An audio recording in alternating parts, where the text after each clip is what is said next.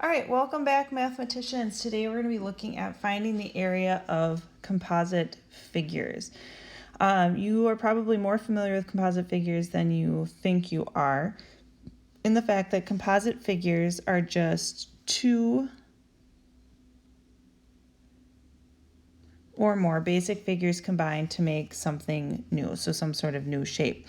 So anytime we're drawing things and you start to put shapes together, you're basically creating a composite figure. An example would be kind of this car type thing here, because we have that triangle, a trapezoid, a rectangle, and some circles. It's a composite of all these different shapes put together. Sometimes the shapes are drawn in, other times they are not. Obviously, when the shapes are drawn in, it might be a little bit easier to find the area because it's telling you which shapes you need. Other times you have a little bit more freedom because the shapes aren't drawn in. So that brings us to my main thing, that when we're finding the area of composite figures, there isn't one correct way to do it. It is all in how you are seeing that shape broken down. So for example, here we have this pentagon. Now, we haven't talked directly about how to find the area of a pentagon, but within the pentagon itself, you might be seeing some different shapes that we could cut or break the pentagon into to find its area. So what shapes do you see? How can we break it apart into familiar shapes? There are two different ways that I look at this particular pentagon. The first way that jumps out to me is that I'm taking the pentagon and I'm splitting it into a rectangle and a triangle. So that's going to be way number one for me. So I'm going to take this, and way number one is a rectangle plus the triangle.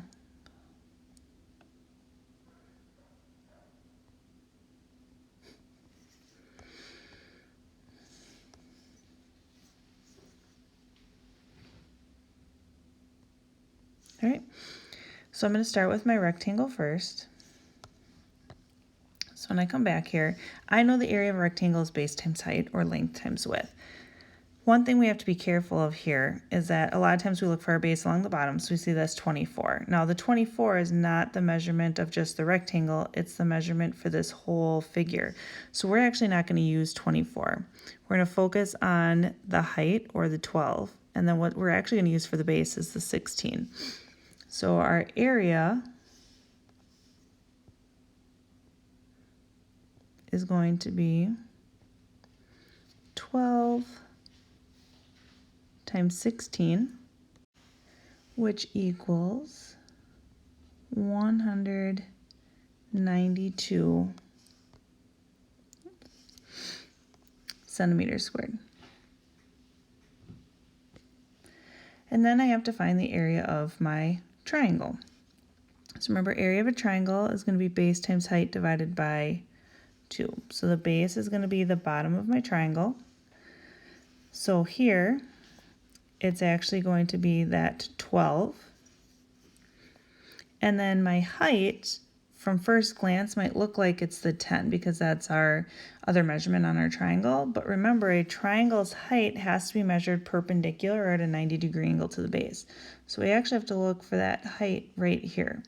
In order to find that, I'm going to use that 24, and I'm going to take away the 16 that was on our rectangle, and that's going to leave me with a distance of 8. So the height of our triangle is actually 8. So when I come back here, my area is going to be 12 times 8. Because it's a triangle, I have to divide it by 2. So that means it's 96 divided by 2, or 48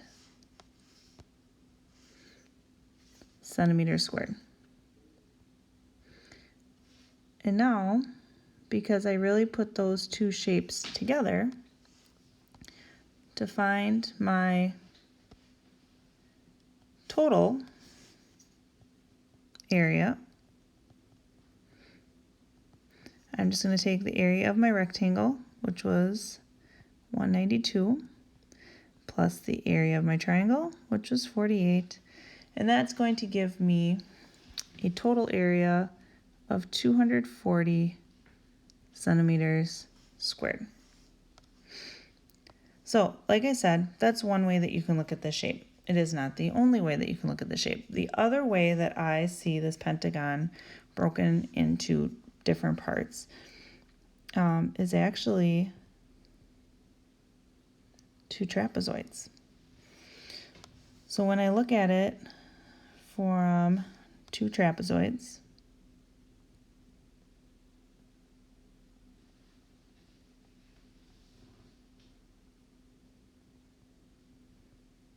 okay, I remember that an area of a trapezoid, first thing I have to do is add the two bases together.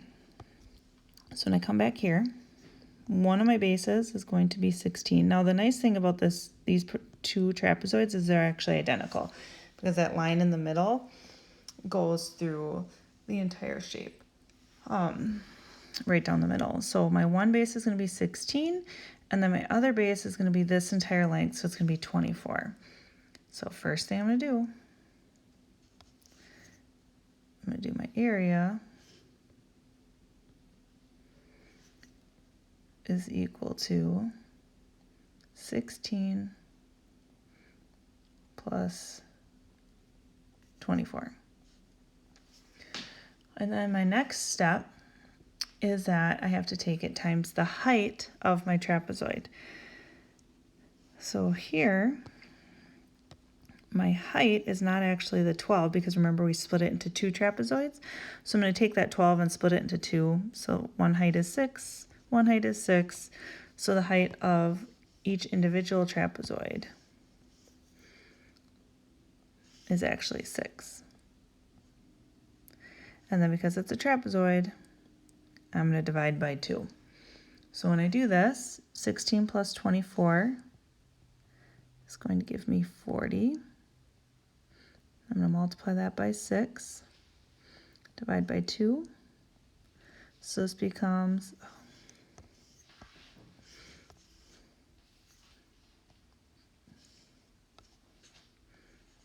240 divided by 2, which makes the area of one trapezoid 120 centimeters squared. But because we had two trapezoids and they're identical to each other, it's kind of like working backwards a little bit.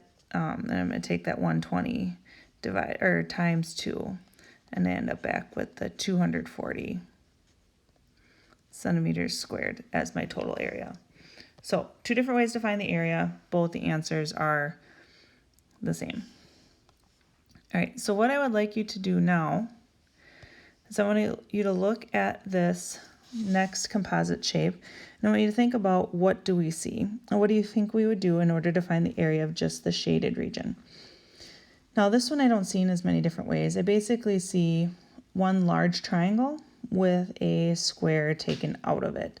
So in this case, what I'm going to actually end up doing is I'm going to find the area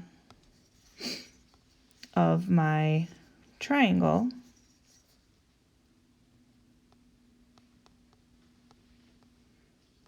and I'm going to take away the area of the square because it's being cut out.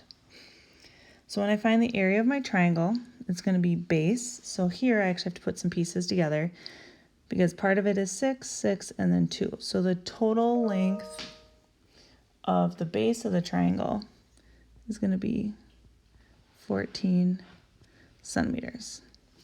And same thing with the height. So the height is going to be this full length.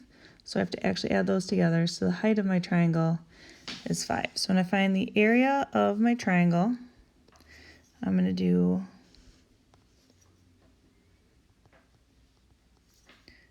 14 times 5 divided by 2, or 70 divided by 2, or 35 centimeters squared. That's the area of my triangle. Now a square, if you remember, is the same all the way around. So when we look at our square, 2 on one side, making it 2 all the way around. So when I come back here, my area is going to be just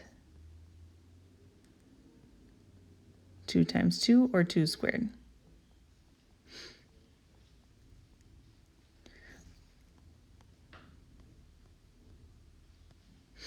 So if the area of my triangle was 35 and the area of my square, now I'm going to subtract the 2. So to find the area of the shaded region, I'm going to take the area of my triangle, take away the area of the square, and we end up with 31 centimeters squared.